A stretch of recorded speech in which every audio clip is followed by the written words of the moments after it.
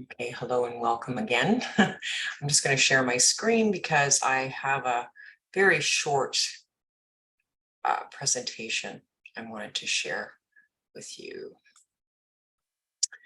Here we are.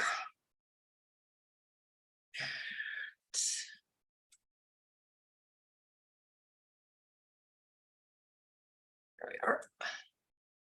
Okay, so welcome everyone. I'm not sure where everybody is in the world, but for me it's Sunday evening, so hopefully everyone had a great weekend or is still enjoying, or perhaps you're going to watch this on Monday. So here we are, and the new moon in Cancer is happening tomorrow, which is why I changed, well, it's part of the reason why I changed the actual time. But then I also wanted to share that there's a larger astrological event happening, and that is happening on July 18th, really depending on where you are in the world. And that is a change in the nodes. So the North node moves into Aries, and the South node is moving into Libra. So this is the new moon chart, and this is, oops, I can't see that. The South node is in Libra here, and then the North node is in Aries. So really, when we're looking at the nodes, they're not actually represented by planets. They are energies. They relate to the movement of the moon around the elliptical. I'm not going to go into that, but they represent some key things. So when they move into a new sign, they're moving out of Taurus in the North node, and what's the opposite of Taurus? I'm like, sorry, I've just been scrambling to actually finish this. So anyway, it doesn't matter where we're moving from because it's where we're moving to. And this is, and I'm bringing this in because it's actually, it goes on for 18 months from the 18th of July right through to January 11th, 2025.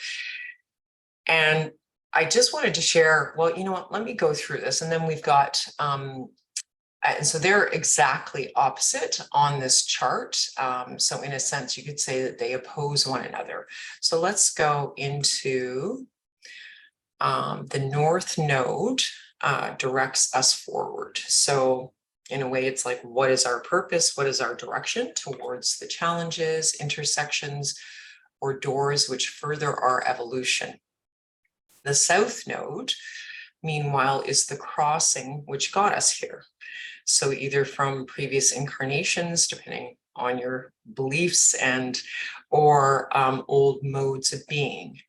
That is from an article written by David Odyssey, the Aries Libra node axis explained, and that was on Nylon. So for those that would like to read the whole article, and if you're interested in this, you may want to.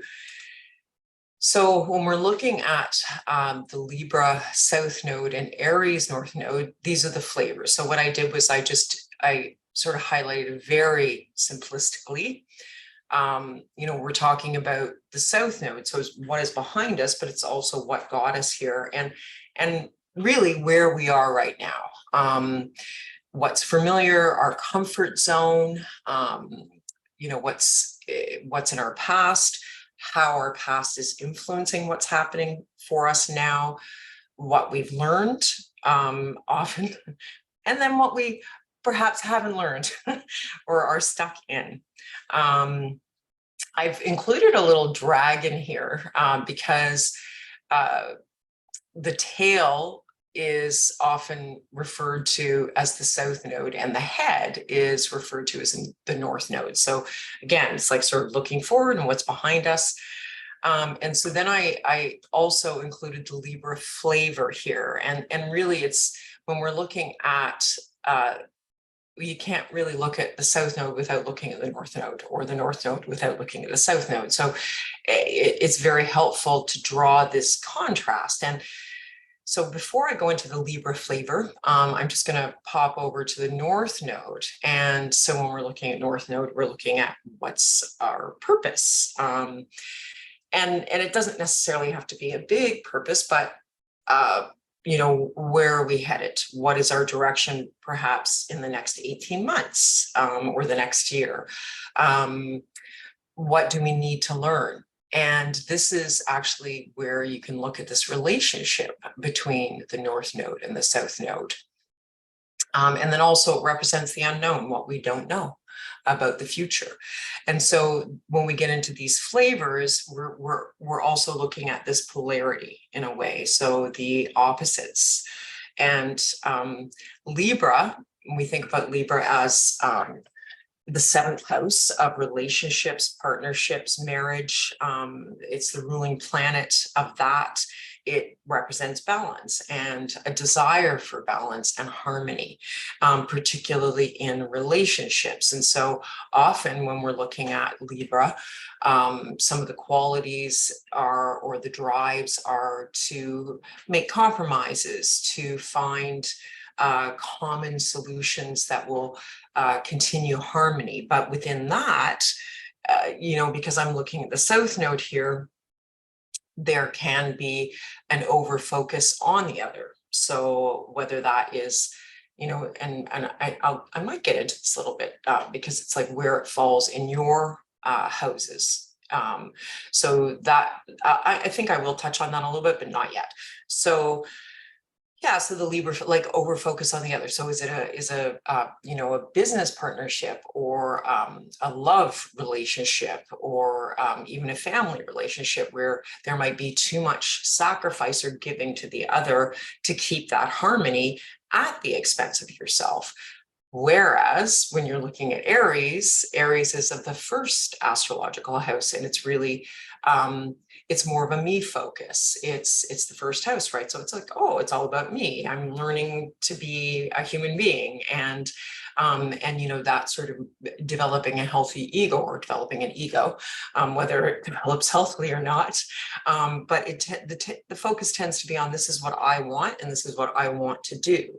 So when we're looking at this sort of this comfort level of Libra within this South Node, it's an opportunity to question, am I giving too much in certain areas? And am I sort of stuck in some codependent patterns and relationships? I'm just going to bring this in because if I'm going to give you guys, if you're interested, I will send a resource for you. I may do that a little later on, but a resource which will tell you where the Libra South Node and the Aries North Node is actually falling in your houses. Okay, so just see, are you interested in that? Just give me a high five on that. Yes, yeah, okay, because it's really I'm gonna share something. Okay, so that's my intro on that. So I'm just going to stop sharing my screen and say thank you for listening. And I'm just going to bring because I did actually find a couple resources. So if you're interested in exploring a little bit more about that, there is an astrologer. And so when I send out my last, when I send out the recording of this, I will send that information to you. And what she does is she actually goes over every astrological sign and where these nodes, what houses and how they're going to be influencing you over the next 18 months.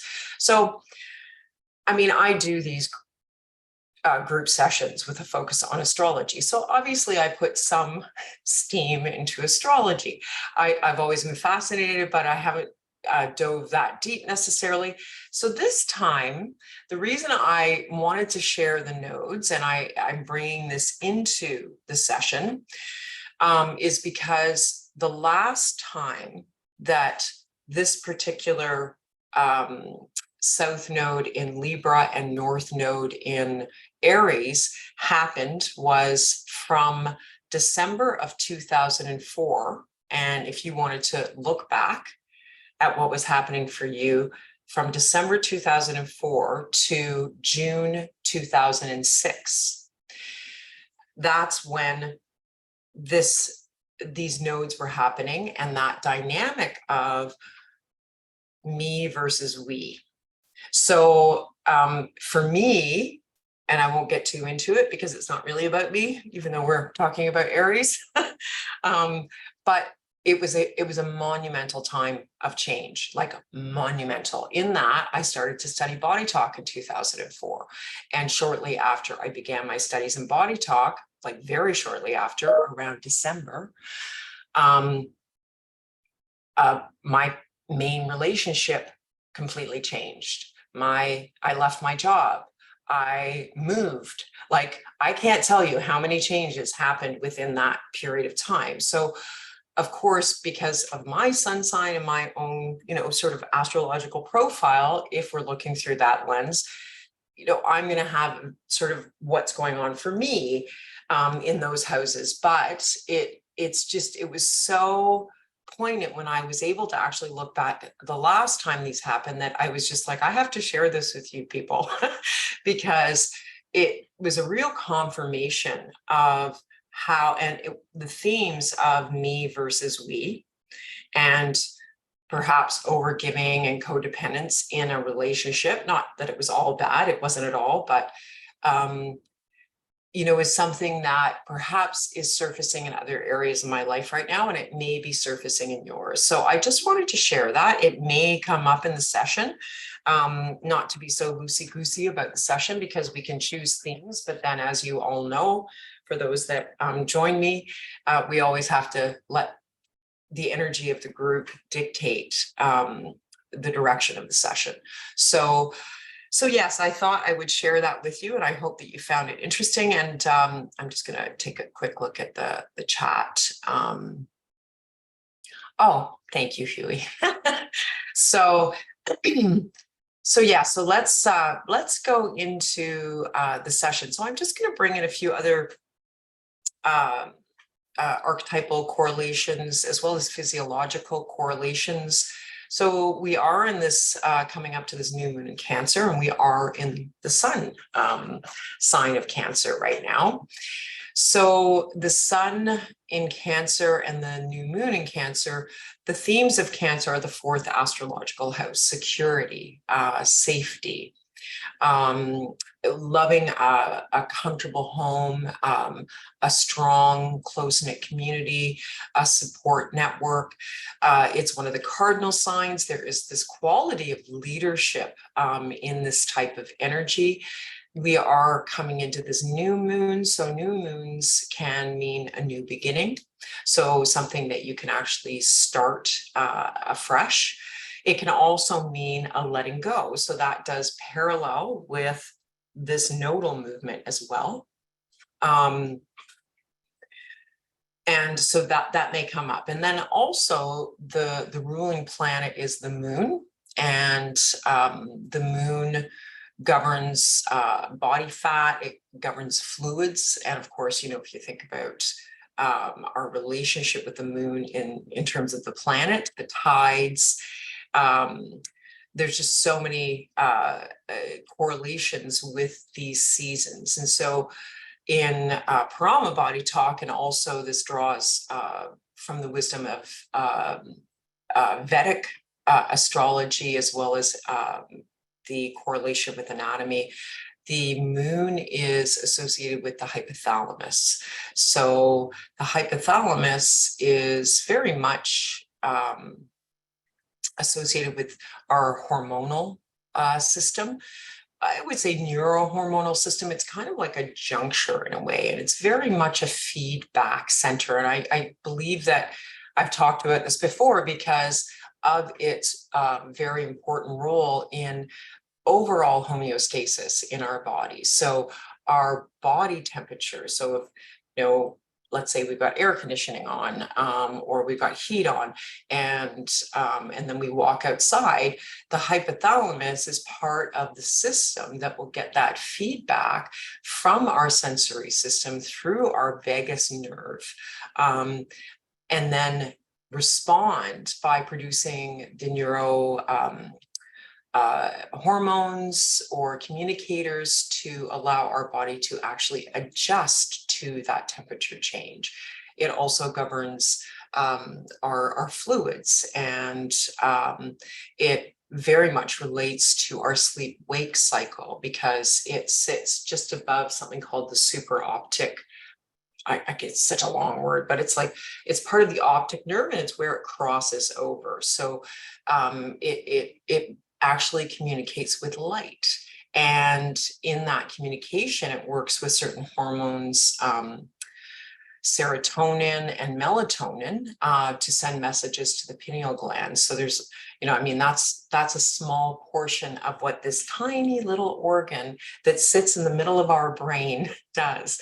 And so in relation to the thalamus, and I know I've spoken about the thalamus before as, I like to think of it as the center of the universe. As the sun, this is more of the feminine. And so you could think of the thalamus as the king and the hypothalamus is the queen, in the sense of leadership in the body. And so more of a feminine, it has to do with receptivity, as it's in its relationship with our sensory, our nervous system, but also all of those feedbacks, what's happening at a hormonal level, and am I hungry?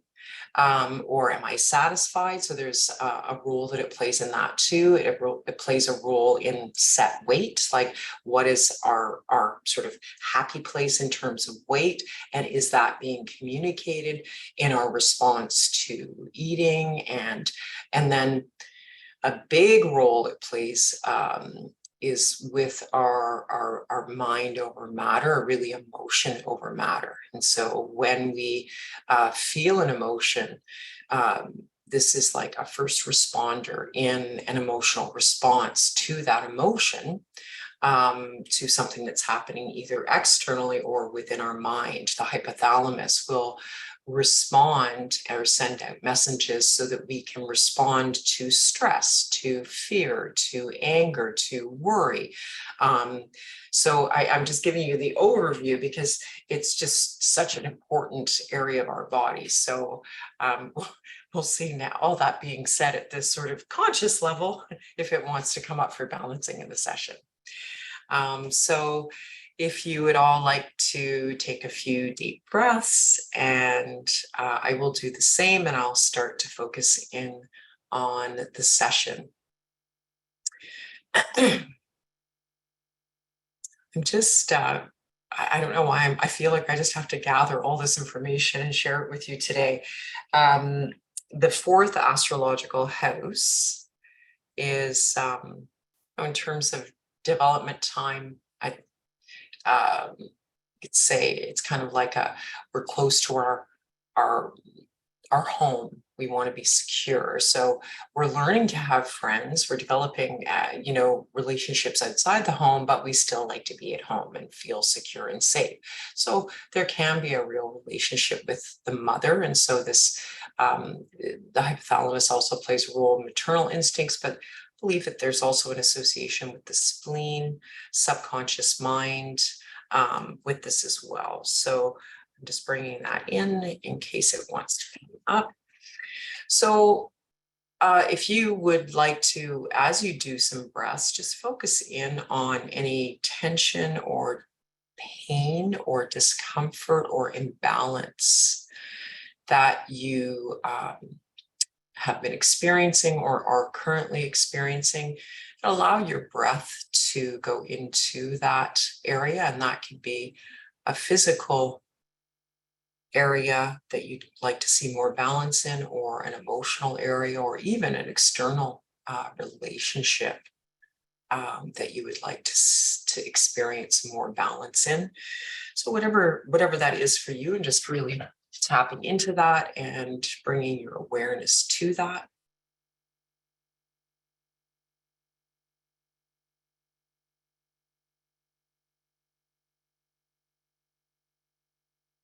Okay, so my first thing that I'm going to do is I'm going to go into Mindscape.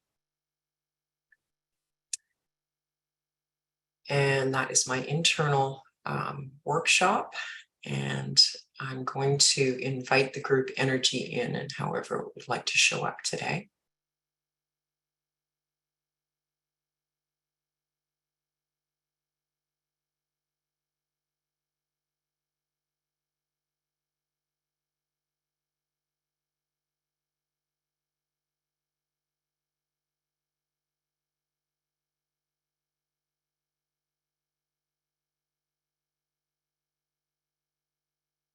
Okay, so the first thing that's coming in, the group comes in, it's Aries energy. So all that talk about Cancer energy, but we invite Aries energy in, and the first astrological house. So this is, as I mentioned, this new beginnings and energy. It's also very much about vitality, and we can even take that to the level of cellular energy production. You know, our ATP cycles, cellular reproduction, protein building blocks. Kind of interesting when you think about, because it is a new beginning and it has all this energy and vitality. So that kind of energy is coming in initially. So it's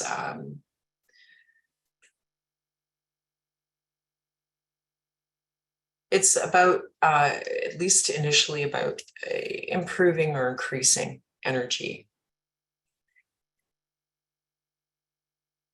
and vitality. And that life force, that chi.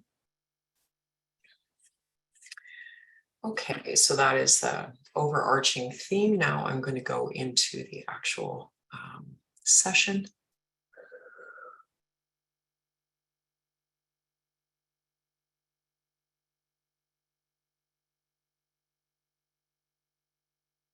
Okay, so we're going into circulation.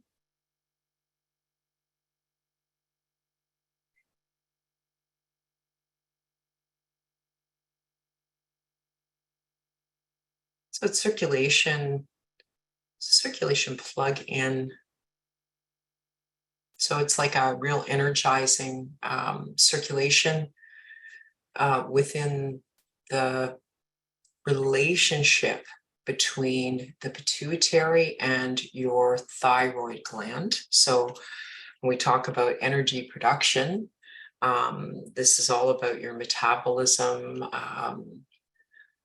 being able to, metabolize food, fats, proteins, carbohydrates, to produce energy, building blocks.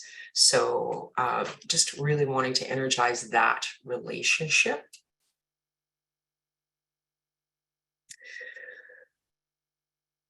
And there's also another level of that comes in, and is creative self-expression.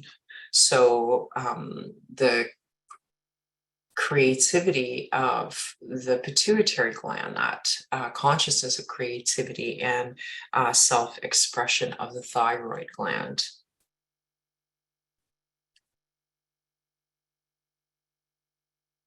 So I am parceling that.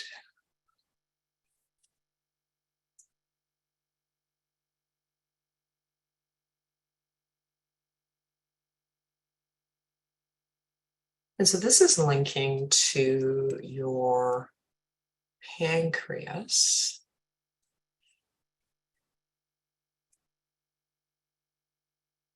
And its role in receiving.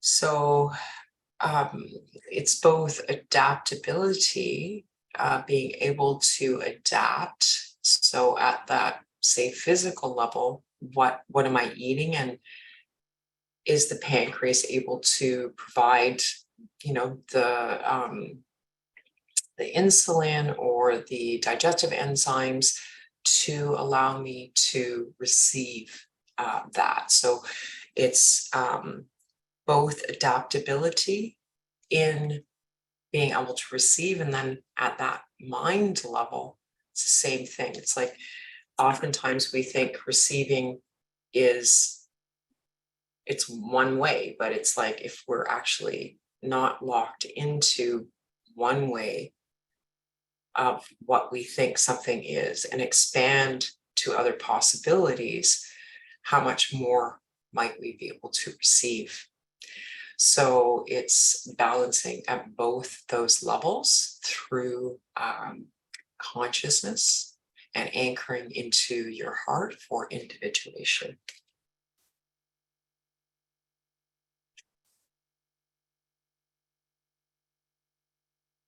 Okay, so then I'm going to parcel all of that together.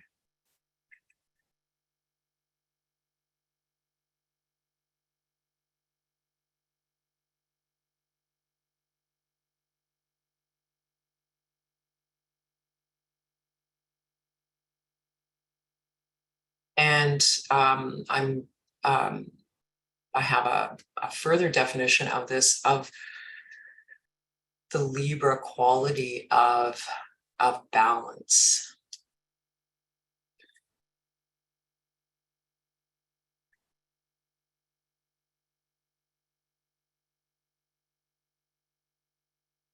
And also harmony.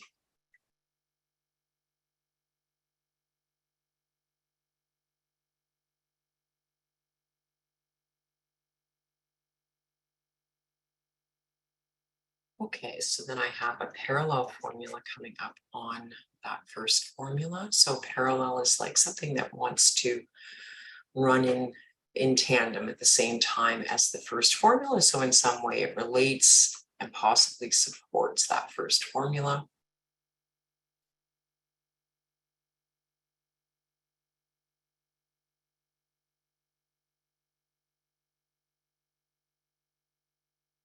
So it is a belief, and so we're going to do helping to synthesize emotional charges related to the belief that it is safer to give than to receive. And then it even comes up like it's better to give than to receive.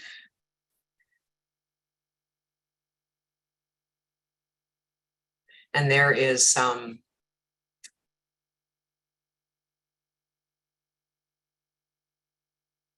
so this is coming up at a number of different levels, in that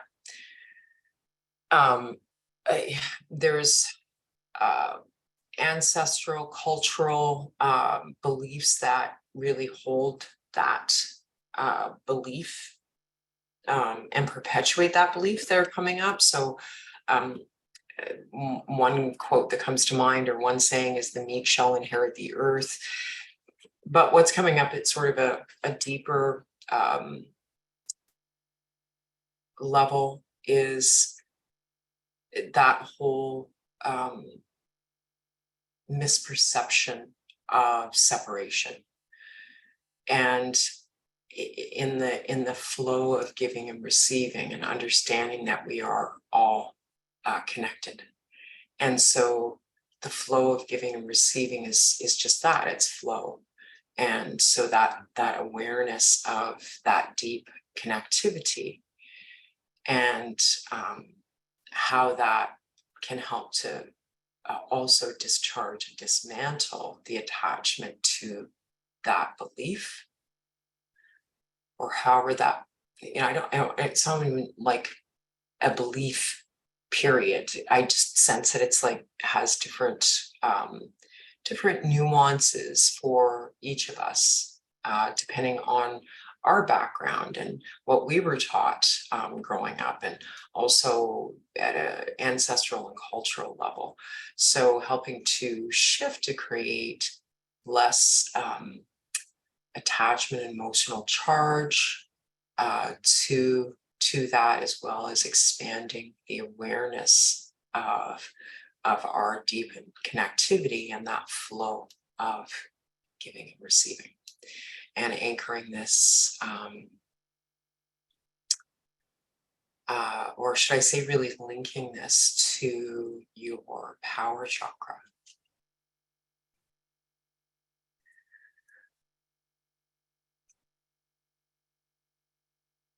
Oh, it's like an anchor.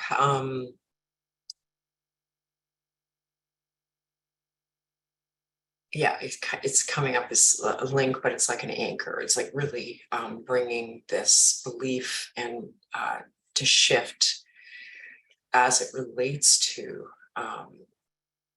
your sense of personal power and and outward self-expression. And again, it's like just bringing that broader theme of that, your sense of purpose, being able to commit to and go ahead to what it is that you feel inspired to do.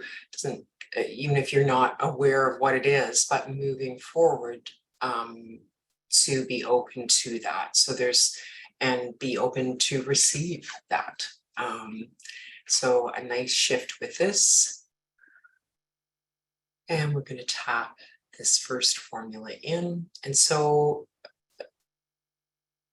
the first thing is this relationship between your pituitary gland and your thyroid, creative self-expression, as well as metabolism. So you can hold your hands wherever you like. And I'm just going to keep mine over my throat area and tapping over your head, over your heart,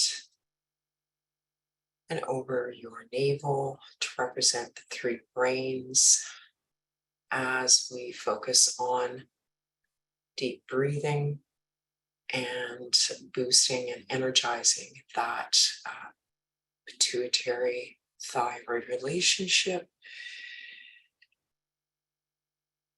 and also helping to shift that belief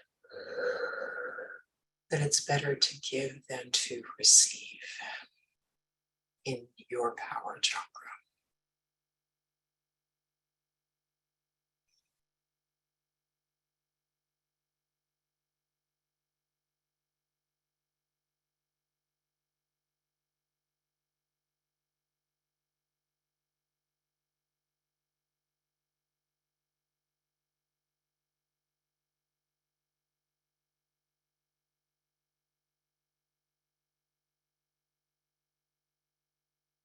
Okay, so the next, it's actually a technique that's coming up to do is the switching technique, the BodyTalk switching technique. So this is to help to reset your stress threshold. So if we've, had a lot of stressors or things, whatever it is, emotional, physical, and so our stress threshold gets sort of heightened in the sense that anything that comes along can really set us off. We call it switching because it's kind of like, our brain will literally start to shut down because it just can't cope with things anymore. So this is using the kidney 27 meridian points, which are just underneath your collarbones there. You're looking at 2 points that feel a little bit tender. So yeah, you can kind of just move your shoulders forward and you'll find those 2 little areas and just challenge them. And then I'm just going to take my glasses off, and then you can use the other hand and just gently, if you have any eye challenges, don't put any pressure at all over your eyes. You can just put your hands over your eyes to just engage your eyes, which then engage the brain in helping to balance out through the kidney 27 meridian points, your stress threshold. So just massaging, challenging those points, gentle pressure over the eyes, and then deep breaths, tapping over your head, tapping over your heart, and tapping over your navel. And then what I do is I bring my hand up again to my eyes, really light pressure, tapping over my head, my heart, and my navel. So these kidney 27 points, they also have many other functions in addition to helping to reset our stress threshold. So even challenging them actually helps to expand and open up the lung area, helps to release tension in the back. And those are just a few of the things that it does. So yeah, just to let you know with the focus there, if you happen to do that with for yourself. So I'm just going to go into the next. So we're going into hydration technique. So if you happen to have some water nearby and a tissue, you can just dip that tissue in the water and you can just place that in your navel. So we use the navel. If you don't have it, that's okay. I have it. So we use the navel in BodyTalk because it is such a strong energy center. It also is really our first connection when we're in the womb through that umbilical cord to our mothers, and which represents really the outside world. So there's a lot of many meridians and nadis, energy points in the navel. So it represents connection, and putting the water in there is we're going to focus on enhancing our body's ability to use water more efficiently. I'm just going to see if I have to get more specific on this hydration. I just have a sip of my tea. Yes, I'm getting more specific on hydration. So hydration of brain.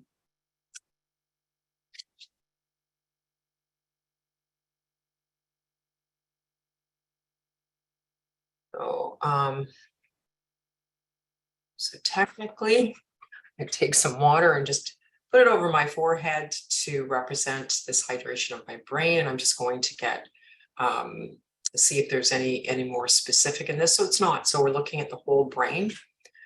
We're also looking at hydration for the cerebral spinal fluid throughout that surrounds your brain and bathes your brain, and also goes right through the center of all the little ventricles, which are like little areas that help to go right through the middle of your brain into the brainstem area to help to bathe and cleanse. So not only the brain itself, but also the cerebral spinal fluid.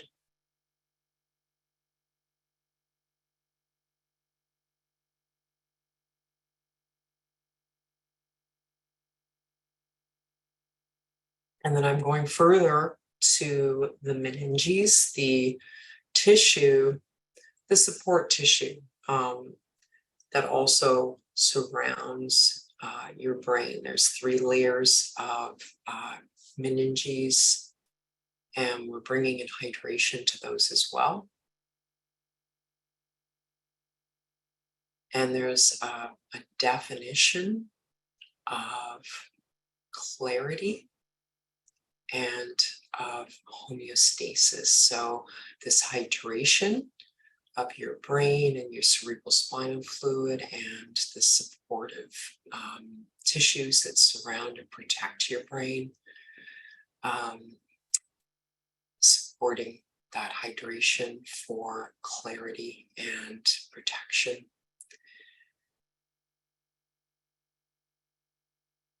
And then there's a link here, and I'm linking into the brain's lymphatic system from this hydration.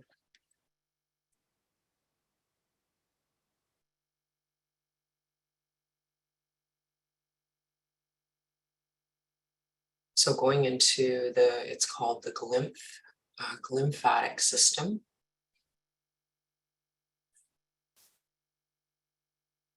So the glymph system is primarily, it's of course, the cerebral spinal fluid plays a big role in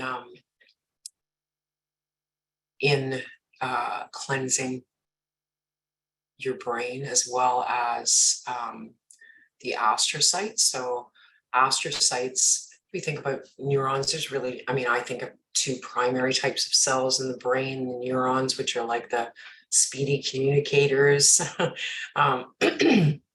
you know, they're always sending messages, busy, busy. And then there's the astrocytes that are support. So they are the support cells in your brain.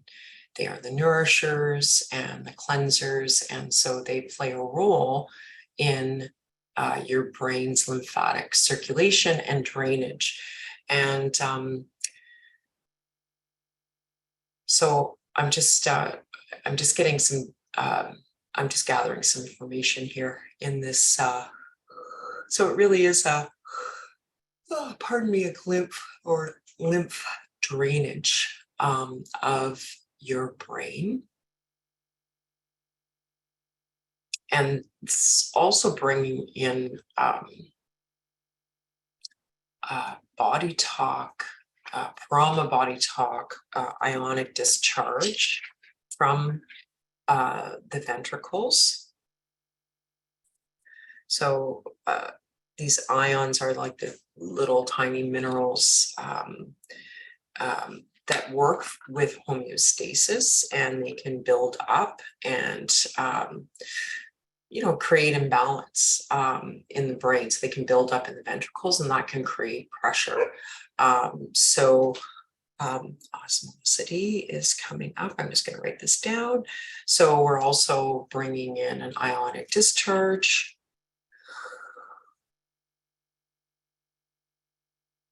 Okay, and then we're also, it's like I've got three parallels happening here. It's like all of these are supporting each other. I'm also going into a circulation plugin of something, I'm pretty sure it's called the choroid plexus. So this is like a layer in your brain, deep within your brain, in the ventricles, that produces cerebrospinal fluid. I'll just say produces cerebrospinal fluid. So there's this continual cycle that's happening.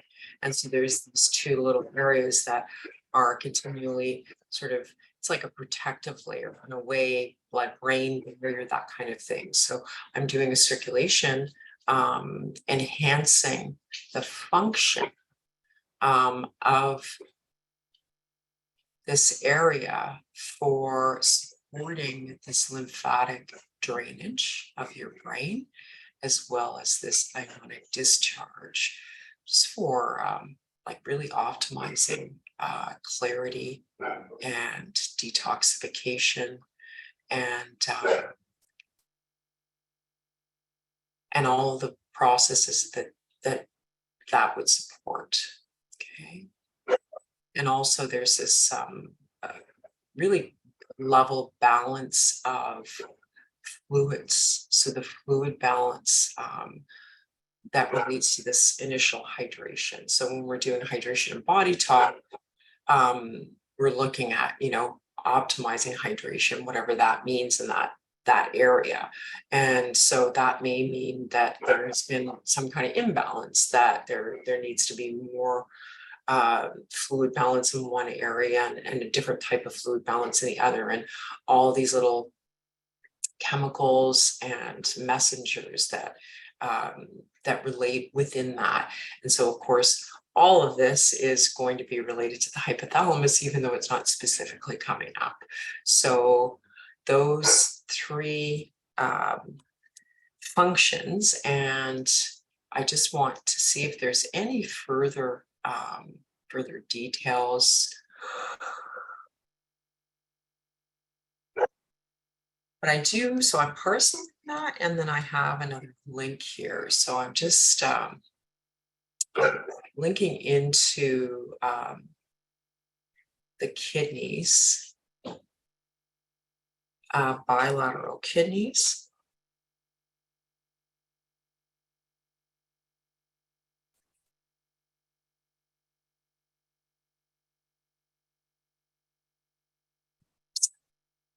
In here, kidneys. I'm not getting more specific in terms of anatomy or anything like that. Do a definition. So it's an emotional definition of fear.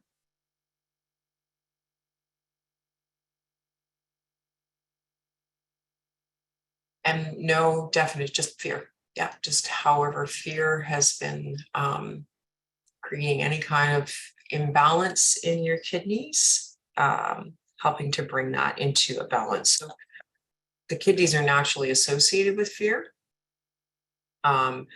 because they're part of the water element from that traditional Chinese medicine lens.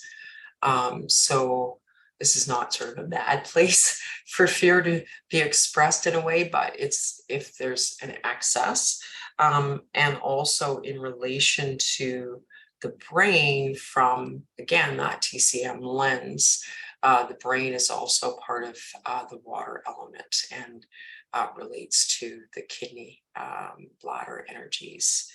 And so there's some kind of relationship in kidney, heart, fluid balance as well. I'm just like sort of seeing all these different layers as I go into that really simple balancing of both kidneys defined by fear. And is there further definition on this? Is there a link? Yes, and the link is taking me into a body chemistry link. So once again, if you have tissue, you can just, or you can use your baby finger and a little sample, as long as your finger is clean, of saliva from under your tongue, and then placing that in your navel. And so then I'm just going to ask what is at a more biochemical, body chemistry level, ready for balancing. And we're going into, so I ask, is it microbes? I'm going to toxins, and I'm going, I'm actually getting more specific on toxins. And this is coming up as metabolic toxins. So chemistry. So metabolic toxins, toxins that are like a byproduct of our metabolism. So I will just see, you know, what it is, right? Because it's like, in a way, anything, if it's an excess, can be a toxin. For example, it's like a byproduct of our, you know, uric acid can be looked at as a byproduct, or urea can be looked as a byproduct, can be looked at as toxic if there is an excess of that, even sodium, right? Whatever's going on. So there's all these different potentials for this. So it's like what in this particular formula is coming up. Just going to figure it out, hopefully. So some kind of metabolic toxins. I just have to look something up because I'm just getting a pop-up. So for those of you that aren't familiar with when I say pop-up, so I'm always using my BodyTalk charts, and, you know, this sort of yes, no. I should probably share that for those that aren't familiar. But anyway, I'm always sort of using this chart. And many other charts in advanced courses, but sometimes I'll just get something that pops into my mind.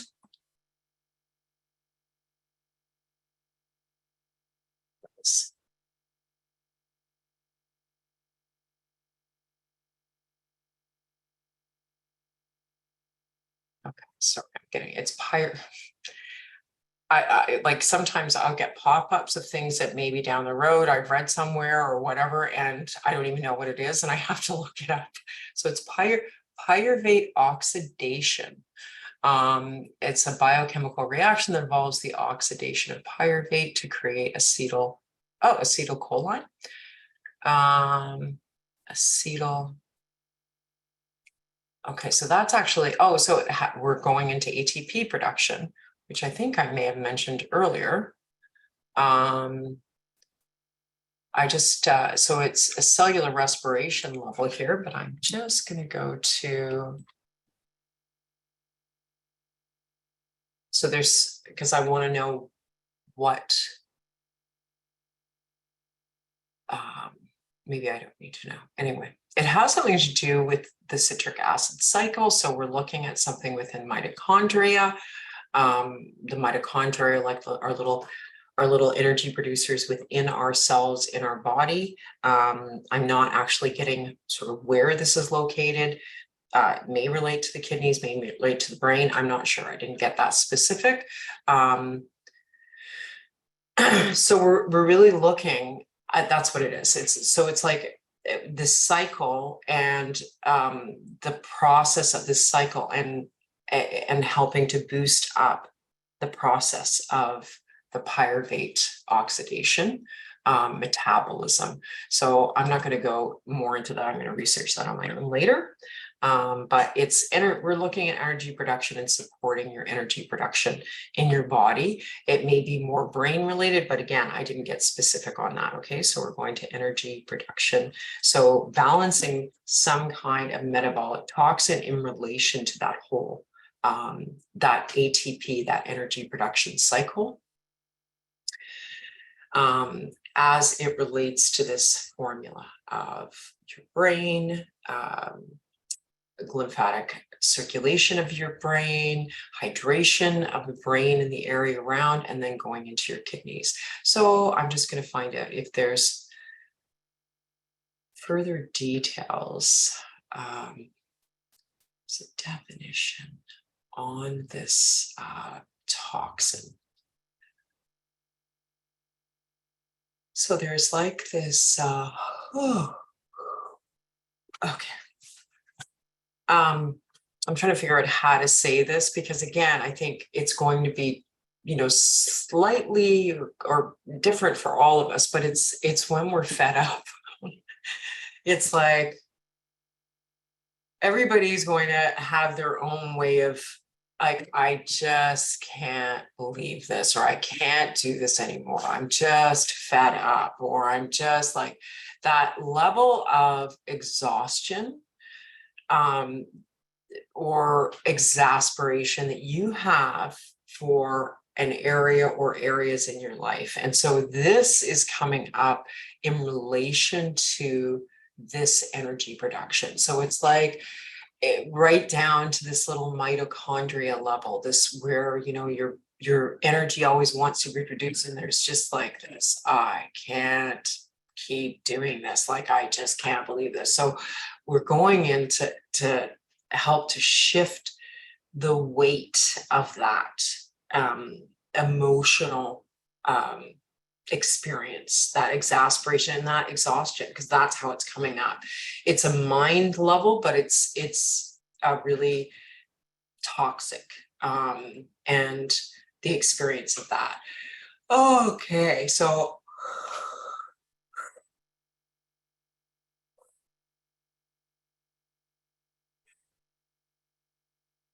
and that's what we're going to tap out. So we're going to go back into tapping out hydration. So for hydration, what you can do is you can place both hands over the sides of your head, as long as that works for you. Like if you have any discomfort or injury or something, don't do it. I'll hold that space for you, but if you can, because the focus here is the limbic brain and the hypothalamus in supporting this hydration, particularly to your brain. For those of you who know how to do hydration technique, which is like the modified cortices, just start tapping out with deep breaths tapping over your brain, over your heart brain, and over your gut brain. So we're hydrating the brain, the cerebral spinal fluid, all the meninges that protect the brain.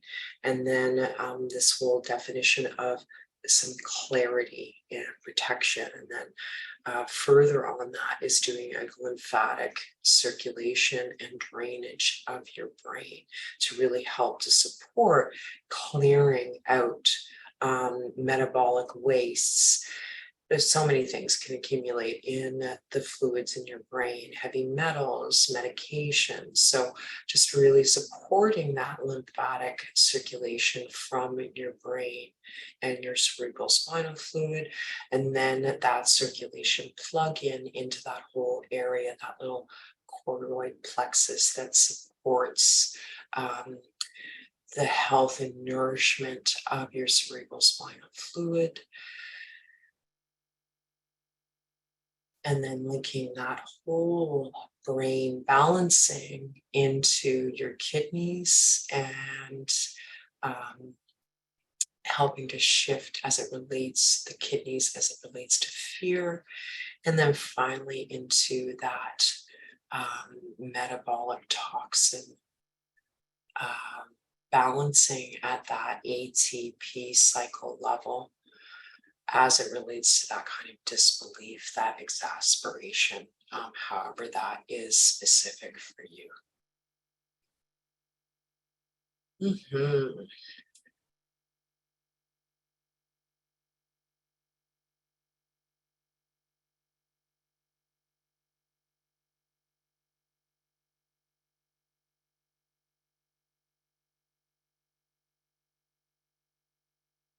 So I felt a really nice shift with that. I hope you did too. And I'm just going to tune back in again, see if there's anything else that is ready to be balanced today.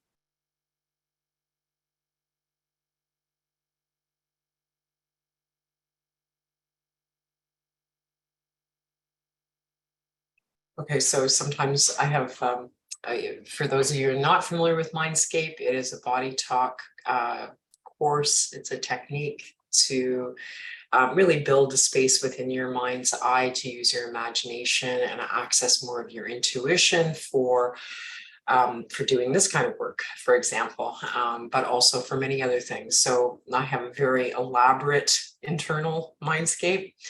And so just as I was tapping into the energy of the group, I was actually seeing two dragons dancing together. And so I just had this idea of this, you know, the north and south nodes. And, you know, when we're looking at, it's like oftentimes, and when I read about the south node, it's like bad or scary, right? It's like negative stuff, but it's our lessons, right? It's our, in so many ways, they can be our gifts. It's an opportunity of reflection and an opportunity to say, okay, so I've learned lessons. Like, even if I'm still in them right now, if I have more awareness that I'm in this I'm more of a negative, or I'm overdoing things, or what, you know, whatever, if I'm over sacrificing or lack confidence, those are all things that have wisdom in them and that we can actually take with us to the next part of the journey. And so this whole real aspect of integration between that, you know, sacrifice for the greater good, to balancing that perhaps with leaning more into a word that I created, and I'd really like to see it in the dictionary, is living more self-fully. So not selfishly, but living self-fully. And it's, you know, the awareness of integrity of that dance, right? The awareness of that. I love Facebook, and I may have mentioned this last time, but it's like, you know, when you're saying yes to someone else, are you saying no to yourself? And so that, even just asking that question before you say yes to something, it doesn't, even if you say yes to it, but it's actually giving yourself enough pause to say, okay, so am I giving something that I've really committed to myself to, if I actually agree to this? So it's the dance with that, right? Because we do live in communities and we do live in relationships. And so you know, I'm not so hard line on the me, we, because, you know, me is we and we is me. So that's philosophical, but at the same time, when we know, it's like our heart's calling and we really want to achieve something, and sometimes we just have to have stronger boundaries. So perhaps there's a gift for you. So I will send that that link if those of you who are interested in learning about the specific houses that the north and south nodes And there's actually two videos that I think of that give some information specifically. So one of them may resonate with you more than the other. And so I'll send those out in my follow-up email. So thank you everyone for joining. Yeah, it was, you just never know what we're going to get with BodyTalk. And I'm glad you enjoyed it, Huey. Yeah, you're very, very welcome. I also, oh, you are welcome. Luba's like, thank you for shifting the heaviness and exasperation. My pleasure, because I felt it too. And our little ATP is very excited about just starting to clear that, that toxicity. So yeah, I think I haven't actually checked the schedule for the next group session, but I will, definitely share that invitation with you. It probably will be in 2 weeks. It's, whether it's Thursday or Sunday, but I'll probably take a little vacation. So if I do, I'll give you a heads up, but it won't be in 2 weeks. Yeah, many blessings. Yeah, you are very, very welcome. And thank you all for bringing your energy to the group. And, together our shifts, I think, are stronger sometimes than individually. So thank you. Yeah, thank you very much. Yeah, you're very, very welcome. Thank you. See you next time, everyone.